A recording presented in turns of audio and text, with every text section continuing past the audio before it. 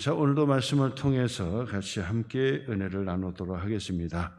자, 요한계시록의 말씀이 이제 22장까지 되었는데, 22장까지 되는데, 이 요한계시록을 굵직굵직하게 이제 큰 테마를 본다면 우리가 너무나도 알기 쉬운 거지요. 7 교회, 그리고 7 인을 떼는 하나님의 심판의 계시, 그리고 7 나팔을 부는 심판의 경고, 그 다음에는 7 대접의 심판 해서 마지막 심판의 기록이 이제 구성되어 있습니다. 그래서 완전수 7이라고 하는 완전수의 7 교회, 7 인, 7 나팔, 7 대접, 이것은 바로 요한계시록을 구성한 바로 그 구성한 내용의 바로 이 문단이다, 이렇게 말씀을 드리면 우리가 이해하기가 쉽고 머릿속에 이 전체 그림을 그려줄 수가 있다라고 말씀을 드리는 것입니다. 요한계시록의 말씀은 믿는 사람에게 겁을 주려고 하는 것이 아니라 오히려 믿는 사람을 잘 믿는 사람을 더 잘 믿게 하고, 그리고 두려워하지 않도록 하기 위해서 위로해 주시고, 그리고 마지막 때에 핍박과 환난이 계속되지만은 그것은 앞으로 되어질 환난이라고 얘기하지 않았어요. 이미 우리는 초대교회 때부터 핍박과 환난이 계속되었다. 정도의 차이는 있고 또 환경의 차이는 좀 있지만은, 그러나 주님이 오실 때까지 환난과 핍박과 환난은 계속된다라고 말씀을 드리고요. 본인이 생각할 때 나는 핍박을 안 받는 것 같은데요 라고 한다면 그 사람은 이 둘 중에 하나일 겁니다. 첫째는 뭐냐, 말씀대로 살지를 않기 때문에 핍박이 없는 거예요. 말씀대로 살지 않기 때문에 핍박이 없다. 그 다음에는요, 핍박을 받아도 핍박이라고 생각하지 않으면 그게 바로 그런 내용인 거죠. 그러니까 핍박과 환난이 없을 수가 없어요. 그건 당연히 핍박과 환난이 우리에게 찾아온다. 개인적으로도 그렇고 교회적으로도 그렇고 계속해서 핍박과 환난이 있다라는 사실을 여러분 이상하게 생각하지 말고 계속 그것을 생각하죠. 왜냐하면 성경이 그렇게 말씀하고 있으니까요. 그리고 열방 기도를 드릴 때도 보지만은 아프리카나 그리고 저 남미나 그리고 아시아권, 중국이나 러시아나 뭐 이런 데를 돌아봐도 전부 다 환난과 핍박이 있고, 또 거기에 또 순교하는 이들이 계속해서 있지요. 순교하는 이들도 있고, 교회가 핍박을 받아서 무너지고 그리고 어려움에 처하는 일들이 그때나 지금이나 계속해서 존재한 것이다라는 것을 우리가 기억을 하셔야 됩니다. 자, 그래서 핍박과 환난은 7 인을 떼었고 7 나팔 경고를 계속해서 불게 되고, 그리고 이제 정도 차이는 있지만은 바로 7 대접을 이제 쏟아붓게 되는 거죠. 그래서 하늘과 땅과 바다와 강물들과 산천초목들과 또 그 안에 살고 있는 인류의 모든 사람들이 다 그런 환난과 핍박과 고난을 받게 된다. 이건 당연한 거죠. 주님이 오시고 다시 오시는 그날까지가 바로 이 교회 시대지요. 그래서 이 교회는 반드시 이 세상 나라라고 하는 곳에 바로 하나님의 나라의 대사관을 세워놓고 있기 때문에 반드시 세상 나라와 하나님의 나라의 삶의 양식이 다르기 때문에 충돌할 수밖에 없다라고 말씀을 드린 거예요. 충돌해요. 나는 세상과 별 그 차이가 없이 저는 세상에서 참 즐겁게 다니는데요. 제가 늘 말씀드리지만은 초대교회 때부터 지금까지 성경에 나와 있는, 초대교회의 신약 성경에 나와 있는 큰 이단이 바로 영지주의 철학의 이단이에요. 영지주의 철학의 이단.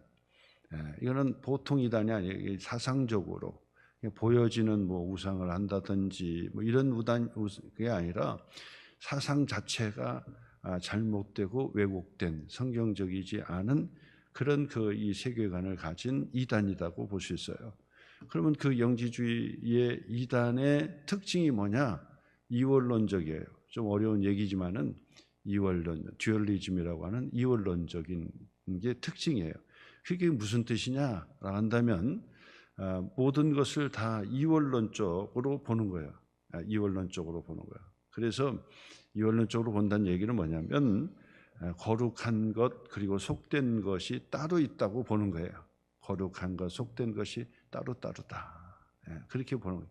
그게 이원론이라고 말씀을 드릴 수 있습니다. 그러나 하나님의 성경은 이원론이 아니라 바로 이 단일론이죠. 일원론이라고 볼 수 있습니다. 그래서 바로 그것에 대한 갈등이 있는 거예요. 내가 세상에서 사는데 아무런 그런 제약이 없고 그냥 편안하다라고 한다면 그 사람은 이원론적 삶을 살고 있는 거예요. 이원론적. 그래서 교회에서 생활과 세상에서의 삶, 직장과 사회에서의 삶이 다른 거예요. 직장에서는 직장의 세계관으로 살고 교회 와서는 교회의 성경의 세계관으로 살고 그러면 아무런 부딪힘이 없는 거예요. 초대교회의 성도들이 핍박을 받고 그리고 환난을 겪게 되고 그리고 순교하기까지 갔던 것은 일원론으로 사니까 그런 거예요. 그래서 황제 숭배하라. 그러면 세상에 가서는 황제 숭배하고 교회 와서는 하나님을 섬기고 아무런 이상이 없어요. 누가 핍박하지 않아요. 근데 교회 와서 하나님이 유일한 하나님, 한 분이신 하나님이시다. 나의 주가 나 되시고 나의 하나님이 되신 분은 요 하나님이시다. 그렇게 일원론적으로 생각하니까 직장에 가서도 뭐 사회에 가서도 너의 하나님도 하나님 그리고 로마의 황제도 하나님 그렇게 고백해라. 못한다는 거죠. 왜냐하면 로마의 그 황제도 인간에 불과한 것이다. 우리는 여호와 하나님만을 나의 주님으로 나의 하나님으로 섬긴다. 그러니까 핍박을 받는 거예요. 그래서 경제활동도 못하고 그래서 결국은 순교하기까지 가야 되는 상황이 되는 거예요. 그러니까 나는 교회 생활도 잘하고 또 사회생활도 아무런 거침없이 산다. 이상한 거예요. 그렇잖아요? 이상한 거예요. 반드시 세상에서 갈등할 수밖에 없어요. 내가 하나님의 말씀대로 살면 손해가 되고 내가 하나님 말씀대로 주장하면 내가 핍박을 받고 여러 가지 불이익을 당할 수 있다. 그럼에도 불구하고 내가 믿음을 지키고 내가 살아야 된다라고 한다면 여러 가지 어려움이 있지요. 그것을 이겨내는 것이 바로 그리스도인이다. 그러므로 그리스도인은 반드시 성도와 교회는 핍박을 받고 어려움을 당하게 돼 있어요. 거기에다가 공중권세 잡은 마귀와 사단이 가만히 두질 않지요. 가만히 두지 않아요. 그래서 이 세상의 사람들은 하나님을 모르는 사람은 그냥 마귀가 그냥 권력을 가지고 들었다 놨다 그냥 지멋대로 다 그렇게 하는 거예요. 그것을 보고 박수치고 잘한다라고 하면은 그 사람 자체가 또 문제일 수가 있지요. 바로 이 세상의 그 공중권세 잡은 자는 세상의 이방인들을 그냥 완전 좌지우지 해버리는 거예요. 그러니까 권모술수가 있고 속임이 있고 악하고 사악하고 그런 것들이 계속 반복이 되는 거예요. 정도 차이는 있다 하지만은 다 그렇게 되는 거예요. 이런 상황이에요. 그렇기 때문에 세상은 뭐 마귀가 막 들었다 놨다 하고 그다음에 제일 관건이 뭐냐면 신앙생활을 한다고 하는 사람을 항상 아멜렉 족속처럼 도적대처럼 뒤에서 그냥 다 낚아채는 거예요. 우는 사자처럼 두루다니면서 바로 신앙에서 뒤처지고 원망 불평하고 미워하고 시기 질투하고 그러니까 신앙생활 하는 것도 아니고 안 하는 것도 아니고 이런 그런 사람들은 그냥 대번 낚아채버리는 거예요. 그렇게 해서 빼내는 거고 그 다음에 밖에 끌어내면 또 교회를 어느 정도 알잖아요. 그러니까 교회를 엄청나게 핍박하는 사람은 누구냐? 교회를 아는 사람이에요. 교회를 모르는 사람은 그렇게 핍박할 수가 없어요. 근데 교회를 아는 사람은 속속들이 알잖아요. 그러니까 그 사람들이 더 악하고 사악하고 그리고 교회를 핍박하고 성도를 핍박하는 그런 대적에 아주 선봉장에 서가지고 자기가 다 아는 것처럼 막 그러면서 핍박을 하는 경우를 우리가 보게 된다. 그렇죠? 그것을 우리가 봐야 돼요. 그래서 이 기독교인들이 기독교인이라고 볼 수도 없죠. 안티 기독교를 하는 이들이 얼마나 말이 독하고 그런지 그거 보면 가관이죠. 그러니까 단편적인 것만 봐가지고 막 그러고 그리고 피상적인 것만 보고 그러는 거예요. 아마 실질적으로 그렇지도 않는데도 불구하고 5만 가지 그냥 다 얘기해가지고 교회를 막 엄청나게 비난하고 자기가 교회를 무너뜨릴 사명을 가지고 태어난 것처럼 막 그렇게 하고 그것이 정인 것처럼 막 그렇게 해야 되는 이들이 있는데 그거 하나님께서 가만두지 않겠지요. 하나님의 살아계시니까 가만두지 않겠죠. 쓸만하니까 데리고 쓰시는 거지 나중에는 반드시 하나님께서 심판에 바로 이 고통당하는 때가 오리라 그렇게 생각을 합니다. 자, 오늘 성경의 16장의 이제 말씀은 바로 일곱 대접의 심판, 마지막 일곱 대접의 심판이 기록이 됐는데 이것은 이제 하나님의 마지막 심판이 때려 부어지는 것을 의미하는 거예요. 이제는 뭐 돌이킬 수 없는 그런 하나님의 재앙이 닥치게 되더라. 그러나 아직 끝은 아니에요. 주님께서 이제 마지막 주님께서 오시는 때가 되는 거죠. 자, 오늘 성경 그 말씀 1절 말씀부터 이제 보니까 일곱 대접을 받은 천사에게 이제 대접을 쏟아라, 땅에 쏟아라 그런다고요. 그래서 2절 말씀 보니까 첫째 천사가 가서 대접을 어디에 쏟아요? 표시해 보세요. 땅에 쏟아요. 그러니까 땅에 쏟으니까 어떻게 돼요? 짐승의 표를 받은 사람과 그 우상에게 경배하는 자들, 짐승의 표를 받은 자는 마귀 사탄에게 완전 사로잡힌 자를 얘기하는 거죠. 그리고 그 우상에 경배하는 자들에게 악하고 독한 종기가 나더라. 이게 첫 번째 심판이죠. 그래서 악한 종기, 악하고 독한 종기가 드러나는 거예요. 이것이 어느 정도의 상황인지는 우리가 잘 알지 못하지만은 우리가 상상하면서 볼 수가 있겠지요. 악한 종기가 난다. 악한 종기가 뭔지, 여러분 독한 종기가 뭔지, 그것으로 사람이 죽어야 되고 또 고통을 당해야 되는 것이 뭔지, 그 종기가 뭔지, 그 당시 2000년 전에 종기라고 했지만은 지금에 와서는 이 종기가 어떤 형태인지 여러분 상상해 볼 수 있어요. 그렇다고 해서 딱 정답을 다 얘기할 수 있는 것은 아니에요. 그러나 아무튼 그런 심판이, 무서운 심판이 나더라 라고 하는 것이 첫째고, 둘째 천사 3절에 어디에 쏟아요? 바다에 쏟아요.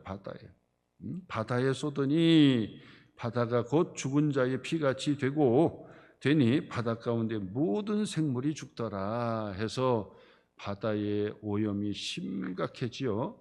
그래서 바다의 오염이 이 4분의 1이었다가 3분의 1이었다가 바로 이 일곱 대접 심판을 내릴 때는 바다의 오염의 심각성이 이제 드러나게 되는 거죠. 바다는 이 짠 물이기 때문에 스스로 정화가 되고 허리케인 같은 것들이 확 힘을 합치면서 스스로 정화하는 그런 시스템을 하나님께서 다 동원됐지요.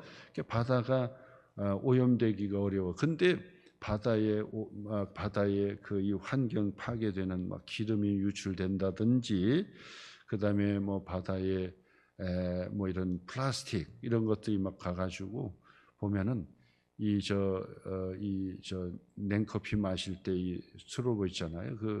그 빨대를 또 버려가지고 그 빨대에 그 바다의 거북이가 빨대에 꽂혀가지고 있는 게 있고, 막 별의별 다 나중에 막 죽어가지고 배를 갈라 보니까 그 안에 플라스틱 병이라든지 이런 것들이 그 안으로 들어간 거예요. 뭣도 모르고 막 먹은 거죠. 그런 이 바다의 재앙들이 일어나게 되고, 그다음에 바다에다가 막 오염수 내리고, 그다음에 핵 폐기물도 막 그냥 갖다 부어버리고 사고가 일어나고 막 그러면 순식간에 바다에 오염이 돼가지고 생물을 먹을 수가 없죠.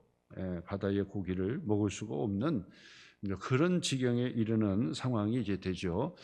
이제 그런 것들이 이제 계속 됩니다. 계속 되는 거죠. 그래서 그런 부분들을 우리가 지혜롭게 막고 그렇게 해서 환경 보호를 우리가 앞장서고 그렇게 하는 건데, 이게 심각성이 피부에 와닿지를 못하는 거예요. 피부에 와닿지를 못해.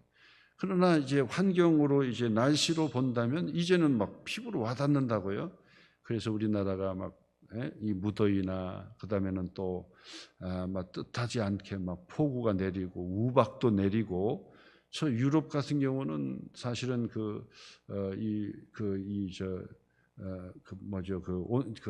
냉풍기가 사실 없지요. 없어도 뭐 충분히 더워도 안에 그늘만 가면 시원하고, 습기가 없으니까, 습도가 이제 없으니까 얼마나 좋으니. 비가 와도 그렇게 상쾌해요. 한국에서는 막 비 맞으면은 비도 맞지만은 그러나 아주 찝찝하고 막 그러잖아요. 습기가 있어가지고. 그래서 비가 오면은 기분이 별로 안 좋고 맑은 날이 좋고 막 이랬단 말이에요. 근데 영국에 살아보니까 그냥 비가 와도 너무 좋은 거야. 왜냐하면 습도가 없으니까 뭐 그냥 살만한 거죠. 시원하고 막 이랬단 말이에요. 근데 지금 막 40도가 넘어가지고 이 에어컨 막 틀어야 되는데 에어컨이 없단 말이야. 뭐 그래가지고 지금 뭐 난리라고 그렇게 얘기하는데, 이제 피부로 와닿는 거죠, 이게요. 피부로 와닿고 이 환경, 기후의 변화가 엄청나게 지금 그런 일들이 일어나는 거예요. 그래서 우리가 바로 이 남일이라고 생각하지 않고 정말 우리가 정말 이 전기라든지 에어컨이라든지 이런 것들도 전부 다 우리가 좀 관리도 하고 그렇게 잘 해야 돼요. 제가 국가 청사에 들어가잖아요. 그러면 더워요. 그래가지고 거기 있는 집사님들, 장로님들에게, 아니 장로님, 집사님, 아니 이 청사 안에가 왜 이렇게 더워요? 이게 업무가 제대로 되겠어요? 우리가 얘기하면은, 아이고 목사님, 이게 국가 시책으로 28도 그 딱 정해놓은 거예요. 국가의 관공서는 28도예요. 딱 못을 박아놓은 거예요. 그러니까 28도로 해놓으니까 들어가서 보면은 막 더워요. 그래가지고 이거 더워서 어떻게 하느냐고 그러는데, 뭐 익숙하니까 또 뭐 있다라고. 거기에서 이제 카페로 이제 지하에 카페로 이제 들어가면 카페는 또 이제 시원해요. 왜냐하면 카페는 이제 업체를 준 데기 때문에 관공서 안에서 있기 때문에 거기는 이제 또 시원하지요. 근데 그 안에서는 아주 더워요. 겨울에 또 가면은 겨울에 가서도 그렇게 따뜻하지를 않아요. 물론 그래서 겨울은 그래도 견딜만 해요. 그리고 나서 보면은 막 자기들 또 업무를 하면은 덥다고 하더라고. 그것도 온도를 딱 국가의 전체 기관은 딱 정해놨어. 그래서 냉풍기 같은 건 28도로 딱 정해가지고 그랬어요. 그래가지고 실질적으로 밖의 온도와 5도 차이를 유지해야지만이, 그래야만이 정상이라는 거예요. 근데 5도가 뭡니까? 더 이제 막 시원하게 만들고 막 이렇게 하니까 사실은 이제 그게 몸에도 해롭고, 그 다음에 1도를 내리는데 전력 소모량도 엄청나고, 또 그게 이제 결국은 이제 밖으로 품어내고 하다 보면은 환경적인 그런 부분에 있어서 엄청난 거예요. 전략도 전략이지만은 환경을 어마어마하게 파괴가 되는 그런 상황이라고 볼 수 있어요. 어느 교회 갔더니 그 안에 냉온풍기에다가 이렇게 앞에다 딱 써붙였더라고요. 3사람 이상 모이지 않으면 거기 틀지 말라고 써 있더라고. 그래가지고 여러 가지 관리를 그렇게 한다고요. 근데 이게 전략도 전략이지만은 환경 파괴죠. 환경 엄청납니다. 그래서 우리가 좀 덥고 또 그래도 그런 부분들을 조금씩, 그렇다고 해서 막 덥게 살아라 제가 그래 말씀을 드릴 수는 없지만은, 그러나 의식은 가지시랍니다. 의식을 1도 내리면 전력 소모, 그 전력 소모가 결국은 이 지구의 온난화 환경에 이렇게 엉망진창, 이게 10년 전만 해도 이 지경이 아니었는데 불과 5년 전도 그랬고 하여튼 10년 전이나 그 전부터 환경의 위험을 얘기해서도 그렇게 피부에 와닿지 않았는데 지금은 보통이 아닙니다. 지금 어떻게 보면은 7대접의 이 대접의 심판이 지금 땅에 쏟아지게 만들어 가지고 별의별 종기가 다 있지요. 악한 종기가 암으로부터 시작해서 알 수 없는 그런 종기들로 인해서 사람들이 고통을 당하게 되고, 그다음에 바다에 던져서 결국 바다에 쏟아버리니까 바다 오염 심각합니다. 그래서 핵폐기 같은 경우도 핵폐기인가 원자 그것도 안 할 수는 없지만은 또한 그것이 무단 방출이 돼가지고 하고, 얼마 전에는 저 북한에서도 지금 방출을 하고 있다. 그 서해안 쪽으로 방출했다고 그러고, 저 중국에서도 지금 그쪽의 원자로가 그쪽 우리의 서해안 쪽으로 있잖아요. 이게 심각하고, 그다음에 저 일본에서도 그렇고 다 환경의 문제가 심각합니다. 그게 바로 이 7대접의 재앙 심판이라고 볼 수가 있습니다. 4절 말씀 보니까 셋째 천사가 그 대접을 어디에 쏟아요? 강과 물 근원에 쏟음에 피가 되더라 그랬습니다. 강과 물 근원, 샘의 근원, 지하수 이런 데다가 하니까 이렇게 먹을 물, 마실 물, 이것 때문에 이제 큰일 납니다. 그래서 우리가 옛날에는 무엇을 그냥 흥청망청 이렇게 쓰면은 물 쓰듯이 한다 이런다고. 그러니까 우리는 물 부족이라고 하는 것을 느끼지 못하고 아주 물을 그냥 아주 시원하게 그렇게 다 썼는데, 이 아프리카 같은 경우는 이 물 정말 그 영상에 보면 정말 기겁을 할 거예요. 흙탕물 같은 것들을 마시고 병 생기고, 그래서 이 한국 교회에서 그 선교 단체에서 그 지하수 뚫는 사업도 해주고, 그다음에 물에다가 약을 타면은 걸릴 수 있는 것도 해주고 이런 일들을 하지만은, 그러나 하여튼 이 물 부족도 생각을 하셔야 돼요. 그래서 물 부족 같은 경우도 우리가 생각을 하고, 그것도 이제 마지막 재앙 때는 바로 이 먹는 물, 마시는 물 같은 경우도 이 귀하게 되는 때가 된다라고 하는 것이고요. 8절 말씀 보니까 넷째 천사가 그 대접을 어디에 쏟아요? 해에 쏟아. 하늘에 해에 쏟음에, 해가 권세를 받는데요. 불로 사람들을 태우기 시작하는데, 불볕더위죠. 불볕더위. 해에 쏟아서. 그랬더니 그 해가 오존총을 파괴해가지고 그냥 그 빛이 그냥 사람에게 비춰지면 피부암에 걸리고 그런 거예요. 그렇기 때문에 사람에게 해로운 그런 일들, 불로 사람들을 태우고 사람들이 크게 태움에 태워지니라. 이 재앙들을 행하는 권세를 가지신 하나님의 이름을, 그 다음에 보니까 그리고 10절 말씀도 보니까 또 다른 천사가 그 대접을 어디에 쏟아요? 짐승의 왕좌에 쏟아요. 짐승이라고 하는 것은 바로 공중 권세 잡은 악한 사탄의 바로 그 보좌에다가 쏟아버리는 거예요. 그러니까 그 나라가 곧 어두워지며 사람들이 아파서 자기 혀를 깨물고 나온다고요. 그러니까 이 마귀 사탄의 소굴과, 그 다음에는 이 완전 마귀 사탄의 그 아지트와 같은 것이 있어요. 아지트와 같은 악하고 아주 사악한 집단들이 있다고요. 네? 거기에 쏟으니까 나중에 혀를 깨물고 죽고 싶어도 죽지 못하는 그런 형국이 일어나게 되더라. 자, 근데 중요한 건 뭐냐? 이렇게 하나님께서 이 7대접의 심판을 하늘의 태양에다가 쏟고, 강과 물의 근원에다가도 쏟고, 바다에도 쏟고, 땅에도 쏟고, 그래서 사람이 태움을 입고 사람이 해를 입는 바로 이 어마어마한 재앙들이 일어나는데도 불구하고 어떤 일이 일어나야 되겠습니까? 회개하고 주님께로 돌아와야 되는데, 특징이 뭐냐? 회개하지 않고 하나님을 비방하더라, 그 얘기예요. 자, 보세요. 자, 9절 말씀이죠. 9절 말씀이죠. 크게 태움에 태워진지라. 그 다음에 보세요. 이 재앙들을 행하는 권세를 가지신 누구죠? 하나님의 이름을 뭐 한다고요? 비방하며 하나님을 비방하며 또 회개하지 아니하고 주께 영광을 돌리지 아니하더라. 이게 특징이에요. 그러니까 회개하지 않고 하나님을 비방하고 주님께 영광을 돌리지 않더라. 이게 특징입니다.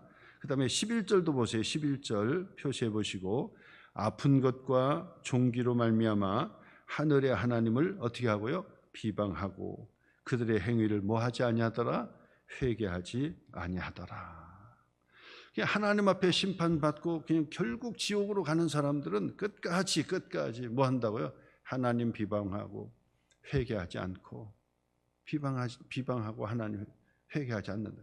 그러니까 이 사악한 사람들을 여러분 구분을 잘해야 돼요.